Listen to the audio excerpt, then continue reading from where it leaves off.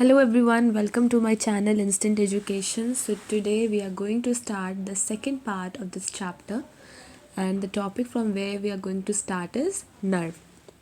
So nerve क्या है? Nerve exons का बंडल है. बहुत ढेर सारे एक्सॉन्स हैं, उनको तुम एक बंडल में पैक कर दो, दैट इज़ अ नर्व. ठीक है. So nerve is formed of a bundle of axons enclosed in a tubular medullary sheath. So axons को हम लोग किस बंडल में बांध दिए हैं? मेडुलरी शीथ के बंडल में बांध दिए हैं. एंड इसका स्ट्रक्चर क्या है? ट्यूब जैसा है. You can see the diagram here. This is the diagram of the nerve.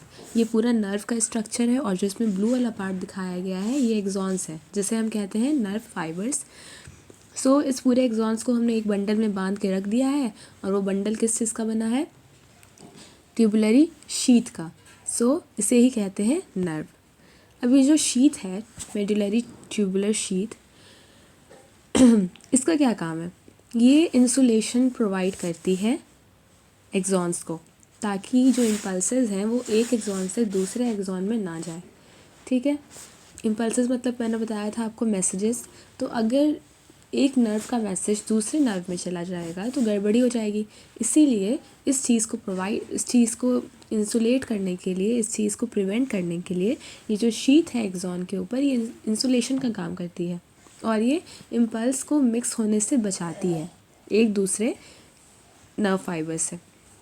So there are 3 kinds of nerves. Nerves कितने टाइप के होते हैं? 3 टाइप के होते हैं. फर्स्ट है सेंसरी नर्व, सेकेंड है motor nerve, and third is mixed nerve. तो सेंसरी नर्व क्या हुआ? नाम से पता चल रहा है, जिसमें सारे सेंसरी न्यूरॉन्स हो उसे कहते हैं सेंसरी नर्व. मतलब अगर एक नर्व सेंसरी न्यूरॉन्स के बंडल से बना है, that is a sensory nerve. इसका एग्जांपल क्या है? ऑप्टिक नर्व ऑफ द आई. तो जो आई में हमारी ऑप्टिक नर्व प्रेजेंट है, जो मैसेजेस ले जाती है, इम्पल्सेस ले जाती है आई टू ब्रेन, उसे कहते हैं sensory nerve. Second is motor nerve. So it contains only motor neurons. Very easy. Example क्या है? The nerves going to the muscles of the eyeball. जो आई बॉल के मसल्स तक जा रही है नर्व्स, वो क्या है? मोटर नर्व है, कि उनमें सिर्फ मोटर न्यूरॉन्स प्रेजेंट होते हैं. और मिक्स्ड नर्व, नाम से पता चल रहा है कि इसमें सेंसरी और मोटर न्यूरॉन दोनों प्रेजेंट होंगे. एग्जाम्पल क्या है इनका? जो नर्व हमारे टंग तक जाती है वो है इसका एग्जाम्पल, मिक्स्ड नर्व का एग्जाम्पल. से इसमें एग्जाम्पल्स और टाइप्स बहुत इंपॉर्टेंट हैं. सो एग्ज़ाम में पूछ लेते हैं what are the 3 types of nerves, write it with the example. So आप इसे ईजिली लिख सकते हो. It is very easy. Okay. Now the new topic is human nervous system. जिसे पढ़ने के लिए हमने इतना सारा कुछ पढ़ा, अब हम वो पढ़ लेते हैं. वेरी इंटरेस्टिंग टॉपिक, बहुत मज़ा आने वाला है. So human nervous system is divided into 2 parts. Human nervous system 2 part में डिवाइडेड है. पहला है CNS which is called central nervous system, and दूसरा है PNS which is called peripheral nervous system. So CNS में क्या होता है? सेंट्रल नर्वस सिस्टम में. ओके. सबसे पहले तो हम लोग ब्रेन को डिवाइड कर लेते हैं 2 पार्ट में. पहला है CNS which is called central nervous system, दूसरा है PNS which is called peripheral nervous system. अब CNS का एग्जाम्पल क्या है देख लेते हैं. CNS जो है फिर 2 पार्ट में डिवाइडेड है, विच इज़ ब्रेन, और दूसरे पार्ट है इसका स्पाइनल कॉर्ड. ये आप सब बहुत पहले से पढ़ते आ रहे हो, that CNS is divided into 2 parts, brain and spinal cord. So जो ब्रेन है, सबसे पहले उसकी बात करते हैं. तो जो ब्रेन है बहुत इंपॉर्टेंट पार्ट है हमारी बॉडी का, और उसे प्रोटेक्ट करना बहुत ज़रूरी है. तो आखिर किस चीज़ से प्रोटेक्टेड है? ये स्कल के अंदर होता है, राइट. स्कल के अंदर ब्रेन होता है, और स्कल इसे क्या करता है? प्रोटेक्ट करता है. सेम स्पाइनल कॉर्ड हमारे लिए बहुत इंपॉर्टेंट है. जितनी सारी नर्व्स हैं सब यहीं से जाती हैं भाई, तो बहुत इंपॉर्टेंट पार्ट है. तो स्पाइनल कॉर्ड भी वर्टिब्रल कॉलम के अंदर होता है. सो इसके बारे में बस इतना ही जानना है अभी. आगे हम लोग ब्रेन और स्पाइनल कॉर्ड और डिटेल में पढ़ेंगे, बट यहाँ पे इंट्रोडक्शन में बस इतना ही था कि ब्रेन है और स्पाइनल कॉर्ड है सीएनएस का पार्ट, और ब्रेन को प्रोटेक्ट करता है स्कल और स्पाइनल कॉर्ड को प्रोटेक्ट करता है vertebral column. So this was about the CNS. अब दूसरी चीज़ which is PNS, peripheral nervous system. So जो पेरिफेरल नर्वस सिस्टम है ये क्या, इसमें क्या होता है, तो जितनी भी सारी नर्व्स होती हैं जो कि सेंट्रल नर्वस सिस्टम के पास जाती हैं और वहाँ से आती हैं, ये उन्हें कंसिस्ट करता है पेरिफेरल नर्वस सिस्टम।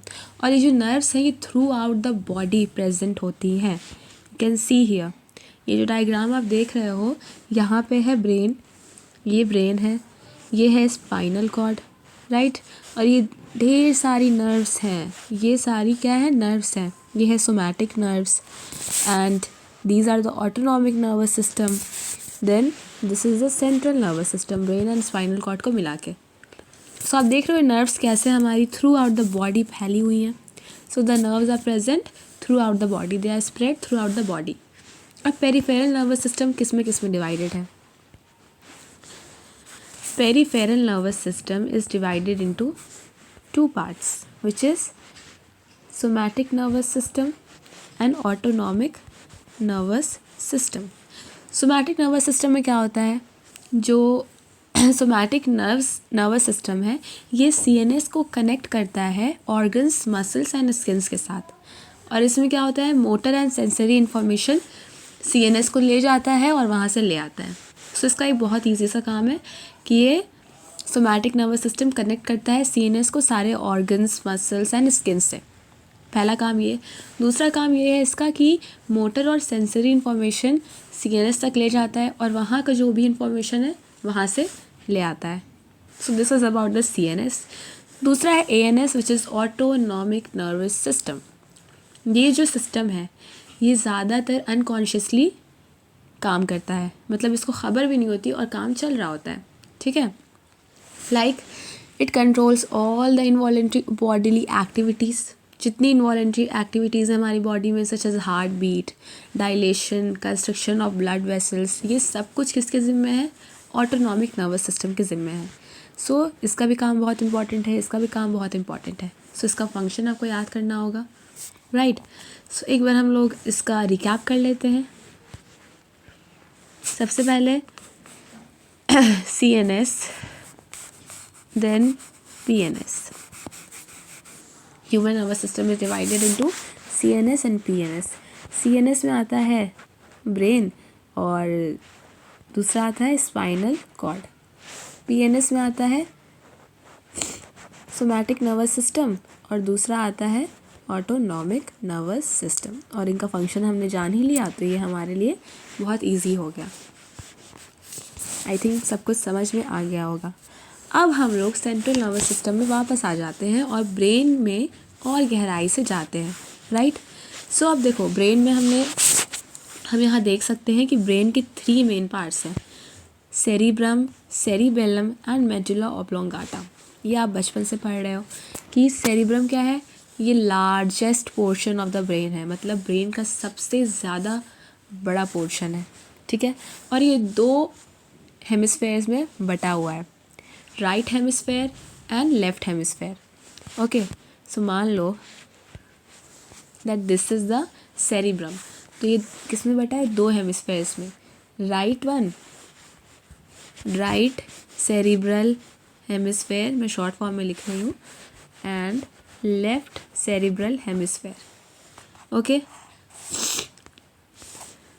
सो ये जो आउटर सरफेस है सेरिब्रम का, आउटर सरफेस है, ये फोल्डेड है विथ रिचेस एंड ग्रूव्स, और हर एक हेमिस्फेयर में इंटरनली क्या है, हॉलो है, मतलब खाली है, अंदर से खोखला है और बाहर से ग्रूव्स एंड रिचेस हैं, इसमें मतलब फोल्ड्स हैं बहुत सारे।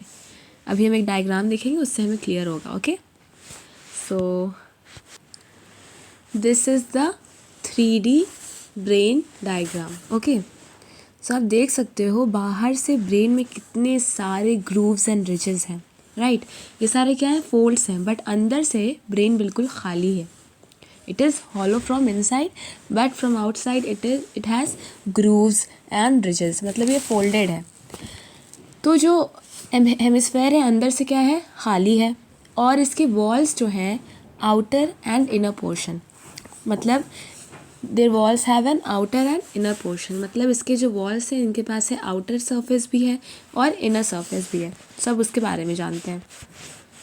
तो जो आउटर पोर्शन है उसमें है सेल बॉडीज़, न्यूरॉन्स की क्या है, सेल बॉडीज़, मतलब हमने पढ़ा था साइटोन, राइट। ये जो पार्ट है हमने सेल बॉडी वाला पार्ट, ये हमने यहाँ देखा था,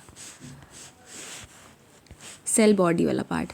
सो जो आउटर सरफेस है it is made up of this cell body, इसीलिए ये क्या है, ग्रे कलर का है।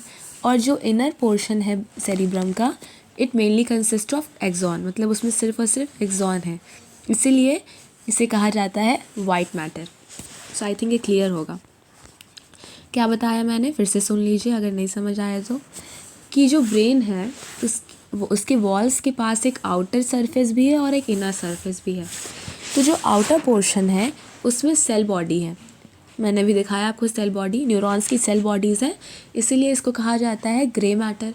और जो इनर सरफेस है उसके पास क्या है, एक्सॉन्स है, तो उसे कहा जाता है वाइट मैटर। अब यही चीज़ स्पाइनल कॉर्ड में बिल्कुल उल्टी हो जाएगी। स्पाइनल कॉर्ड में जो आउटर सरफेस है उसे वाइट मैटर कहा जाएगा और जो इनर सरफेस है उसको ग्रे मैटर कहा जाएगा स्पाइनल कॉर्ड में। बट ब्रेन में क्या है, आउटर सरफेस को grey matter and inner surface को वाइट मैटर। वाइट मैटर क्यों, क्योंकि एक्सॉन प्रेजेंट है। और ग्रे मैटर क्यों कहा जाएगा आउटर सरफेस को, क्योंकि साइटोन प्रेजेंट है, मतलब सेल बॉडी प्रेजेंट है। अब जान लेते हैं कि सेरिब्रम का फंक्शन क्या है। सो सेरिब्रम क्या है, it is a seat of intelligence, consciousness and will power. It controls all the voluntary activities. तो सेरिब्रम में जितनी भी वॉलंटरी एक्टिविटीज़ हैं वो सारी कंट्रोल होती हैं, और जो हम अपने खुद से करते हैं, जो जितने भी काम सारे हम किससे कंट्रोल होते हैं, सेरिब्रम से कंट्रोल होते हैं। इंटेलिजेंस भी वही कंट्रोल करता है। सो फंक्शन बहुत इंपॉर्टेंट है, ये एग्ज़ाम में आता है, that right the function of the cerebrum. Okay, so it is very important. अब आते हैं हम लोग दूसरे पार्ट में, विच इज़ सेरिबेलम।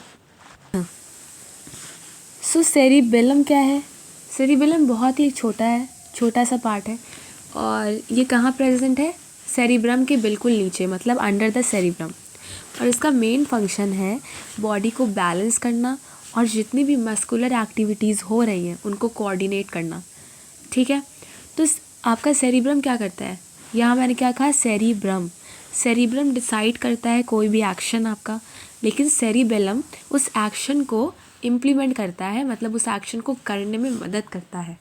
सेरिब्रम तो बस सोचा है कि हाँ हमको ये काम करना है, बट उसमें जो मस्कुलर एक्टिविटीज़ हो रही हैं वो कौन कंट्रोल कर रहा है, cerebellum. Okay, so for example अगर आपको आइडिया आता है कि आप खड़े हो जाएं और आप वॉक करें, आइडिया आ रहा है बस, तो ये कहाँ आ रहा है, सेरिब्रम में आ रहा है। बट जब आप खड़े हो रहे हैं, वॉक कर रहे हैं, तो जो मसल्स इसमें इन्वॉल्व हो रही हैं, रिलैक्स हो रही हैं, कॉन्ट्रैक्ट हो रही हैं, ये किसके कंट्रोल में है, सेरिबेलम कंट्रोल में है। अब देखो यहाँ एक फ़न फैक्ट है कि सेरिबेलम अल्कोहल से बहुत इफ़ेक्ट होता है, इसीलिए जब एक अल्कोहलिक चल रहा होता है तो वो बिल्कुल देखते हो ना अपनी बॉडी को कोऑर्डिनेट नहीं कर पाता है, बैलेंस नहीं कर पाता है, उसके मूवमेंट प्रॉपर्ली नहीं हो पाते हैं, मस्कुलर मूवमेंट, क्योंकि अभी क्या हो रहा है, उसने अल्कोहल पी रखी है और सेरिबेलम पे उसका असर पड़ रहा है, इसीलिए उसकी बॉडी झूमती रहती है, जो अल्कोहलिक पर्सन होते हैं, राइट। तीसरा पार्ट है हमारा मेडुला ऑब्लोंगाटा। दो पार्ट हमने पढ़ लिया, सेरिब्रम एंड सेरिबेलम। तीसरा है मेडुला ऑब्लोंगाटा, और ये सबसे लोएस्ट पार्ट है ब्रेन का, और ये फिर यहाँ से स्पाइनल कॉर्ड कंटिन्यू होते हैं, right. So it is the lowest part, और फिर उसके बाद से स्पाइनल कॉर्ड कंटिन्यू होता है। ओके, सो यहाँ पे ये डायग्राम हम लोग देखते हैं। ओके, सो ये डायग्राम देखते हैं हम लोग। यहाँ पे क्या है, मेडुला ऑब्लोंगाटा है, this is the lowest part, फिर यहाँ से स्पाइनल कॉर्ड कंटिन्यू हो जाएगा। यहाँ क्या है, सेरिबेलम है, ये क्या है, सेरिब्रम है, तो सेरिब्रम के बिल्कुल नीचे क्या है, सेरिब्रम है, सॉरी सेरिब्रम के बिल्कुल नीचे क्या है, सेरिबेलम है, राइट, सेरिबेलम है सेरिब्रम के बिल्कुल नीचे। और यहाँ मेडुला ऑब्लोंगाटा है, फिर यहाँ से शुरू हो जा रहा है स्पाइनल कॉर्ड। सो ये है स्ट्रक्चर, इसको एक बार आप देख लीजिएगा अच्छे से, तो स्ट्रक्चर आपको समझ में आ जाएगा, उनकी लोकेशन समझ आ जाएगी। ओके, सो मेडुला ऑब्लोंगाटा क्या है, it is the lowest part of the brain, और फिर यहाँ से कंटिन्यू होता है स्पाइनल कॉर्ड। अब इसका फंक्शन क्या है मेडुला ऑब्लोंगाटा का, ये जितनी भी एक्टिविटीज़ है हमारे इंटरनल ऑर्गन की उनको कंट्रोल करता है। For example beating of the heart, breathing, peristalsis of the alimentary canal, injury to the medulla. Okay, so injury to the medulla may result in the death of a person. सबसे पहले हमने देखा इसका example कि क्या क्या activities हमारी control करता है इंटरनल ऑर्गन की। सो हमारा जो हार्ट बीट कर रहा है वो कंट्रोल कर रहा है कौन, मेडुला ऑब्लोंगाटा। ब्रीदिंग कौन कंट्रोल कर रहा है, मेडुला ऑब्लोंगाटा। पेरिस्टाल्सिस कौन कंट्रोल कर रहा है, मेडुला ऑब्लोंगाटा।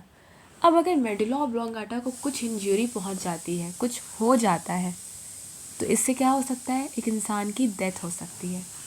सो आपने देखा होगा कि जब फांसी लगाया जाता है तो वो जो जल्लाद होता है जो फांसी देता है, तो उसको ट्रेन किया जाता है कि नॉट इस तरह से बांधी जाती है कि डायरेक्ट क्या डैमेज हो, मेडुला ऑब्लोंगाटा डैमेज हो। और क्योंकि अगर मेडुला ऑब्लोंगाटा डैमेज होगा तो हार्ट बीट करना रुक जाएगा, ब्रीदिंग रुक जाएगी। सो इनडायरेक्टली क्या हो रहा है, उसे मार दिया जाता है, राइट। सब रुक जा रहा है, हार्ट बीट रुक जा रही है, ब्रीदिंग रुक जा रही है, ना सांस ले पा रहा है, ना हार्ट ब्लड पंप कर पा रहा है, तो उस पर्सन की क्या हो जाती है, डेथ हो जाती है। Okay, so this was about the brain. Brain के बारे में आपको बस इतना ही जानना है, जानने के लिए भी बहुत कुछ है, बट इस क्लास में नहीं, अगली क्लासेस में आपको जानना होगा। सो अब हम लोग पढ़ते हैं स्पाइनल कॉर्ड के बारे में। तो स्पाइनल कॉर्ड एक्सटेंड करता है मेडुला ऑब्लोंगाटा से, मैंने बताया आपको, और फिर हमारी पूरी जो बैकबोन है पूरी लेंथ तक रन करता है। अब आप सोच लो, ठीक है।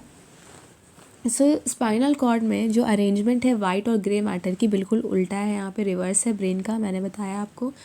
यहाँ पे इनर पार्ट क्या है, ग्रे मैटर है, और जो आउटर पार्ट है वो वाइट मैटर है, which is made up of axons. और जो इनर मैटर है, वो इनर पार्ट है वो ग्रे मैटर है, and it is made up of cyton the cell bodies. अब जो मेन फंक्शन है स्पाइनल कॉर्ड का क्या क्या है, जितने भी रिफ्लेक्सेस हैं बिलो द नेक उनको कंट्रोल करता है, मैसेजेस को कंडक्ट करता है from the skin and the muscles to the brain. Third है, जितने भी कमांड आते हैं ब्रेन से उनको कंडक्ट करता है मसल्स, ट्रंक की मसल्स तक, ओके, और लिम्स तक। So this was about it. Spinal cord के बारे में बस इतना ही था।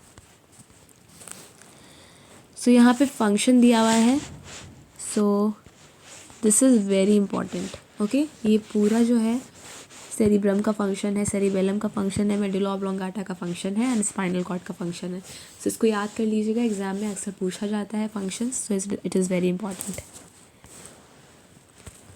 अब आते हैं हम लोग पेरिफेरल नर्वस सिस्टम के पास। सेंट्रल नर्वस सिस्टम में हम लोग पढ़ लिए ब्रेन, स्पाइनल कॉर्ड के बारे में, अब हम लोग पढ़ेंगे पेरिफेरल नर्वस सिस्टम के बारे में।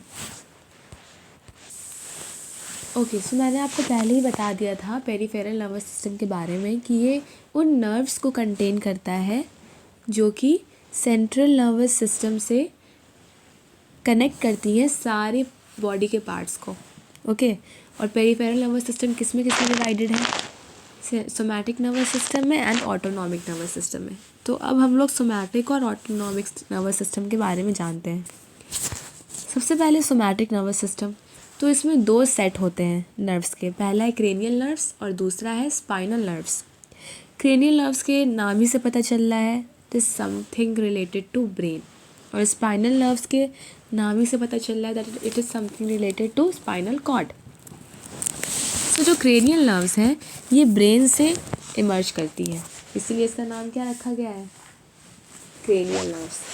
So it emerges from the brain, और ये 12 पेयर्स हैं, एक सिंगल नहीं, पेयर्स हैं, 12 पेयर्स हैं। सो ये ध्यान रखने वाली बात है क्योंकि बहुत से लोग कंफ्यूज हो जाते हैं। So cranial nerves are 12 pairs of nerves, जैसे कि सेंसरी उसमें होती है, कुछ मोटर होती हैं, कुछ मिक्स्ड नर्व्स होती हैं। तो sensory for example olfactory, optic, auditory. Olfactory किसके लिए? नोज़ के लिए। ऑप्टिक किसके लिए? आइज़ के लिए। ऑडिटरी किसके लिए? ईयर्स के लिए। फिर उसी तरह मोटर नर्व्स होती हैं जो कि आई की मसल्स तक जाती हैं। उसी तरह मिक्स्ड नर्व्स होती हैं जो फेस एंड टंग से जाती और आती हैं, राइट। फिर दूसरा जो है स्पाइनल नर्व्स है। ये इसके कितने पेयर्स हैं? 31 पेयर्स हैं, जो कहाँ से अराइज होते हैं? स्पाइनल कॉर्ड से अराइज होते हैं। सो जो टिपिकल स्पाइनल नर्व है वो बेसिकली है मिक्स्ड नर्व। हर एक पेयर नर्व का कंसिस्ट करता है सेंसरी नर्व जो कि मैसेजेस ले जाता है सेंसरी ऑर्गन्स तक सच एज स्किन, और वहाँ से ब्रेन और स्पाइनल कॉर्ड तक। तो सेंसरी ऑर्गन से जो मैसेजेस ले जा रहा है, कहाँ तक ले जा रहा है? ब्रेन और स्पाइनल कॉर्ड तक ले जा रहा है सेंसरी नर्व, राइट, इस पेयर की। और जो रिवर्स है मोटर नर्व जो कि ऑर्डर लाता है ब्रेन और स्पाइनल कॉर्ड से एफेक्टर ऑर्गन्स तक, जो कि है ग्लैंड्स एंड मसल्स। तो इसमें दोनों काम हो रहा है, वॉलेंट्री भी हो रहा है, इनवॉलेंट्री एक्टिविटी भी हो रही है, सेंसरी नर्व्स भी है, मोटर नर्व्स भी है। तो इसीलिए इसको हम लोग टिपिकली कह सकते हैं कि एक मिक्स्ड नर्व है, right. So this was about the cranial nerves and the spinal nerves. तो ये ख़त्म हो गया हमारा सोमैटिक नर्वस सिस्टम। अब हम लोग आते हैं ऑटोनॉमिक नर्वस सिस्टम के पास। सो जो ऑटोनॉमिक नर्वस सिस्टम है इनमें मेनली चेन ऑफ नर्व्स के पेयर होते हैं और गैंग्लिया होता है। गैंग्लिया क्या है? साइटोन का मास है। साइटोन किस में प्रेजेंट है? न्यूरॉन में प्रेजेंट है। सो साइटोन्स ऑफ द न्यूरॉन्स का मास है ये, साइटोन का मास है गैंग्लिया। तो ये जो है ये कहाँ प्रेजेंट होते हैं? Pair of chain of nerves का pair and ganglia, they are found on the either side of the backbone के दूसरे साइड पे प्रेजेंट होते हैं ये। और ये जो सिस्टम है ऑटोनॉमिक नर्वस सिस्टम, ये कंट्रोल करता है इनवॉलेंट्री एक्टिविटीज़ इंटरनल ऑर्गन्स की। तो ये भी दो पार्ट्स में डिवाइडेड है, the sympathetic and parasympathetic system. कौन कौन से पार्ट में डिवाइडेड है? Parasympathetic and sympathetic system. तो हम लोग इनके बारे में जानते हैं। सो जो ये सिंपैथेटिक सिस्टम है और पैरासिम्पैथेटिक सिस्टम है, ये बिल्कुल अपोजिट है एक दूसरे के एक्शन में। अगर वो रोक रहा है तो वो कर रहा है, वो कर रहा है तो वो रोक रहा है, ऐसा चल रहा है यहाँ पे। एंटागोनिस्टिक का मतलब opposite. So they are opposite in their action, antagonistic in their action. तो एग्जांपल लेते हैं, जब हम डर रहे होते हैं, जैसे मान लो हमारे सामने शेर आ गया, डर लगेगी, तो जो सिंपैथेटिक नर्वस सिस्टम है वो क्या कर देगा? आइज़ की प्यूपिल को डायलेट कर देगा, मतलब बड़ा कर देगा, ओके। और जो हमारे वेसल्स हैं स्किन के, उनको कंस्ट्रिक्ट कर देगा, मतलब कॉन्ट्रैक्ट हो जाएंगी वेसल्स। फिर क्या होगा? हार्ट बीट एसेलरेट हो जाएगी, दिल बहुत तेज़ से धड़कने लगेगा, राइट। और पैरासिम्पैथेटिक नर्वस सिस्टम में क्या होता है? ये रिस्पॉन्सिबल होता है कि जो आइज़ डायलेट हो चुकी थी सिंपैथेटिक नर्वस सिस्टम की वजह से, वो अब कंस्ट्रिक्ट हो जाएंगी जब नॉर्मल कंडीशन हो जाएगी। तो ओके, मान लो जब शेर चला गया तो वो आइज़ क्या हो जाएंगी? कंस्ट्रिक्ट हो जाएंगी, प्यूपिल, ओके। और जो डायलेशन और जो ब्लड वेसल्स कंस्ट्रिक्ट हुए थे वो डायलेट कर लेंगे और हार्ट रेट जो है वो नॉर्मल हो जाएगी। सो यही होता है, राइट। सो इसमें ज़्यादा कुछ नहीं था। अब हम लोग जानते हैं कि नर्वस सिस्टम कैसे दो वे में रिस्पॉन्स करता है, एक्शन करता है। सबसे पहले वॉलंटरी, जो कि हम लोग कॉन्शियसली परफॉर्म करते हैं। दूसरा है इनवॉलंटरी, जो हम लोग अनकॉन्शियसली परफॉर्म करते हैं। सबसे पहले वॉलंटरी एक्शंस जो हम लोग जानते हुए करते हैं, राइट, जो हम लोग अपनी मर्ज़ी से करते हैं। फॉर एग्ज़ाम्पल, आपको टीवी पे कुछ देखना है, प्रोग्राम देखना है, तो आप उसको स्विच को ऑन करते हैं, रिमोट को प्रेस करते हैं और उस पर्टिकुलर चैनल को लगा लेते हैं। सिमिलरली आप एक एप्पल उठाते हैं और उसे खा लेते हैं, तो ये आप अपनी मर्ज़ी से कर रहे हैं। ये आप चाहें तो कर भी सकते हैं, नहीं भी कर सकते हैं। बट वही इनवॉलेंट्री एक्शन है तो ये बिल्कुल अननोइंगली होता है, हम लोग कुछ नहीं जानते और ये हो रहा होता है। इसे हम लोग रिफ्लेक्स भी कहते हैं, ठीक है। तो जब कुछ पार्टिकल आपकी आइज़ में गिर जाता है, जैसे डस्ट वगैरह पड़ जाती है, तो वहाँ उस वक्त क्या होता है, टीयर्स आने लगते हैं आपकी आइज़ से, आंसू गिरने लगता है, to wash out the particle, ताकि वो पार्टिकल वॉश आउट होके बाहर निकल जाए, वॉश होके बाहर निकल जाए। या फिर जब आप किसी हॉट आयरन को टच करते हैं, मान लो कुछ गर्म चीज़ को टच किया, तो जल्दी से हाथ हटा लेते हैं, थोड़ी देर भी नहीं सोचते हैं, तुरंत हाथ हटा लेते हैं। तो ये भी क्या है, इनवॉलेंट्री एक्शन है, राइट। अब हम लोग जानते हैं रिफ्लेक्स एक्शन के बारे में, क्योंकि जब ये कब होता है, जैसे आप आयरन को छुआ आपने, गर्म आयरन को, और आपने तुरंत हाथ हटा लिया, तो इसमें कितने सारे प्रोसेस होते हैं, बट आप कितनी जल्दी हाथ हटाते हो, राइट। तो हम लोग अब उसको जानेंगे। सो ये जो रिफ्लेक्स एक्शन है, इसमें कौन कौन इन्वॉल्व होता है, पेरिफेरल नर्वस सिस्टम और स्पाइनल कॉर्ड। ब्रेन इसमें बिल्कुल भी इन्वॉल्व नहीं होता है। पेरिफेरल नर्वस सिस्टम मतलब somatic nervous system and autonomic nervous system, and दूसरा क्या है, स्पाइनल कॉर्ड। यही तीनों इन्वॉल्व होते हैं इसमें, ब्रेन का इसमें कुछ भी इन्वॉल्वमेंट नहीं होता है, ठीक है। सो एग्जाम्पल ले लेते हैं हम लोग। जब आप एक पॉइंटेड ऑब्जेक्ट को टच करते हो, मान लो किसी निडल सुई को टच कर रहे हो आप, तो आप तुरंत अपना हाथ हटा लेते हो, 1 मिनट सोचते भी नहीं हो, 1 सेकंड भी नहीं सोचते हो भाई, और तुरंत हटा लेते हो। तो ये जो एक्शन हो रहा है, जो आप बिना सोचे समझे हटा ले रहे हो हाथ, इसी एक्शन को कहा जाता है रिफ्लेक्स एक्शन। ओके, सो रिफ्लेक्स एक्शन की डिफिनेशन बहुत इंपॉर्टेंट है। This is the definition of reflex action. So reflex action क्या है, एक quick, immediate and automatic response है एक स्टिमुलस को, जो कि ब्रेन की इन्वॉल्वमेंट के बिना होता है। सो इसे याद कर लीजिएगा, इट इज़ वेरी इंपॉर्टेंट। फिर जो रिफ्लेक्स आर्क है वो क्या होता है, रिफ्लेक्स आर्क एक ऐसा शॉर्टेस्ट पाथवे है नर्व इम्पल्स का from a receptor to the effector, जो कि रिफ्लेक्स एक्शन को पॉसिबल बनाता है। अब अगर मान लो कि रिफ्लेक्स एक्शन एक बहुत ही लंबे रास्ते से जा रहा है, तब तो आप उस निडल पे हाथ रखे रहोगे, आपको आपको ये ऑर्डर ही नहीं मिलेगा कि हाथ हटाओ अपना, राइट। सो जो रिफ्लेक्स एक्शन है, ये इतने छोटे शॉर्टेस्ट पाथवे से होता है कि जल्दी से हम हाथ हटा लेते हैं, राइट। सो इसी पाथवे को कहा जाता है रिफ्लेक्स आर्क। और ये पाथवे कहाँ से कहाँ तक होता है, रिसेप्टर से इफेक्टर तक होता है, ठीक है। सो यहाँ पे दिया हुआ है एक फ्लो चार्ट, उसे हम लोग देख लेते हैं।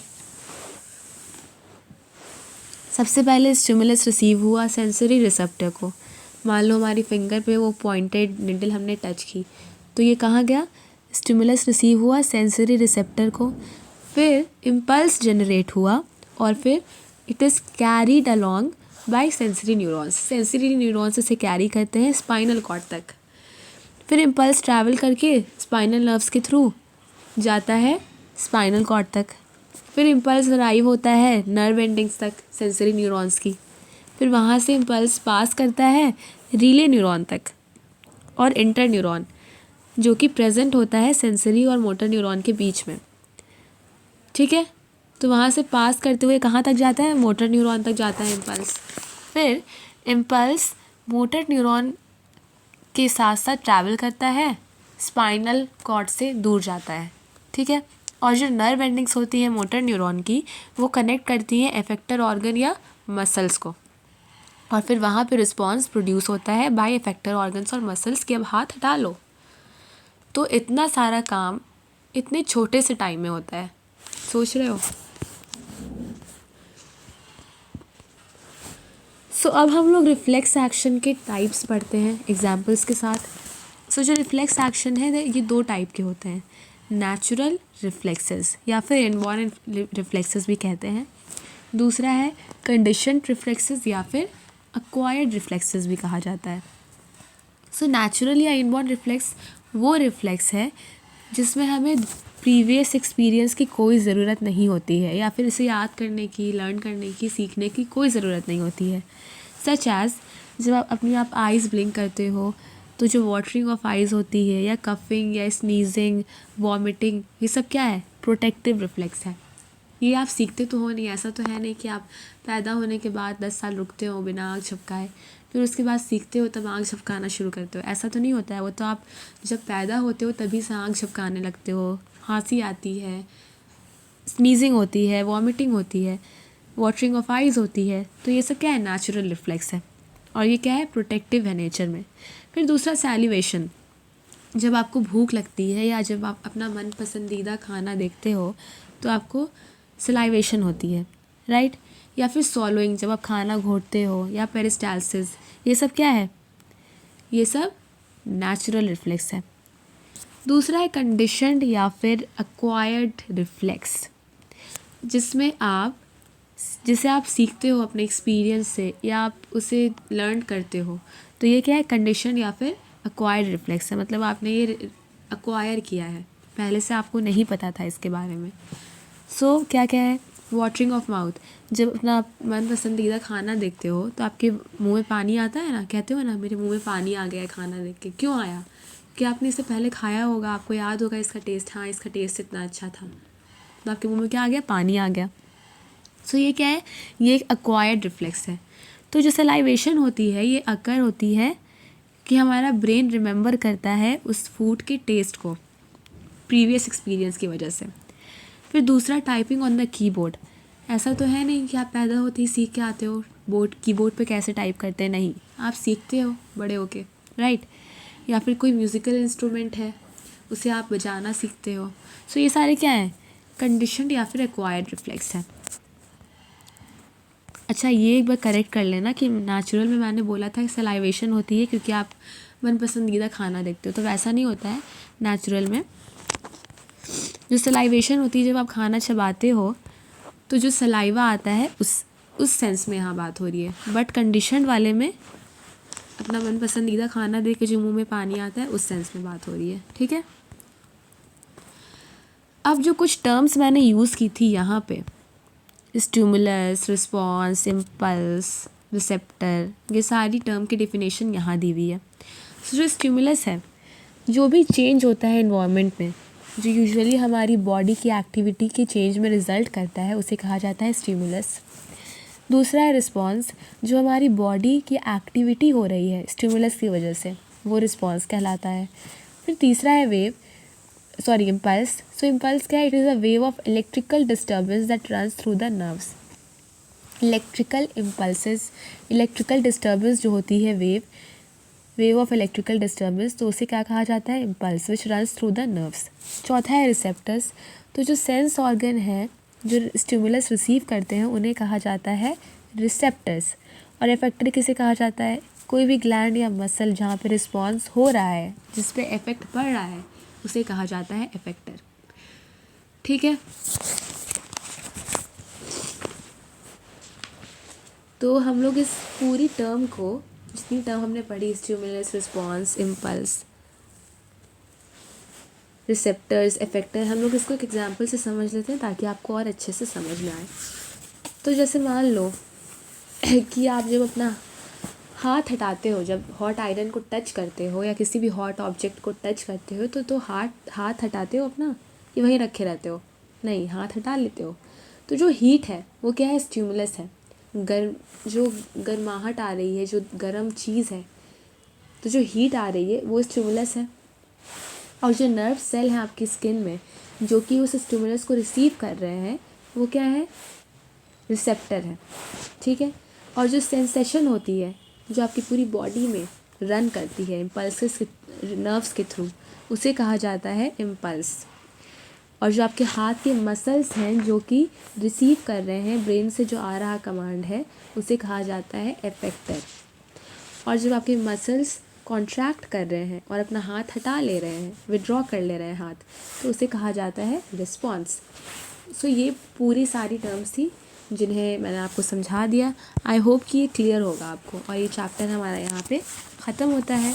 कोई भी डाउट है तो प्लीज़ कमेंट करिए, I will definitely clear it, okay. So thank you for watching my video. Please like, share and subscribe my channel.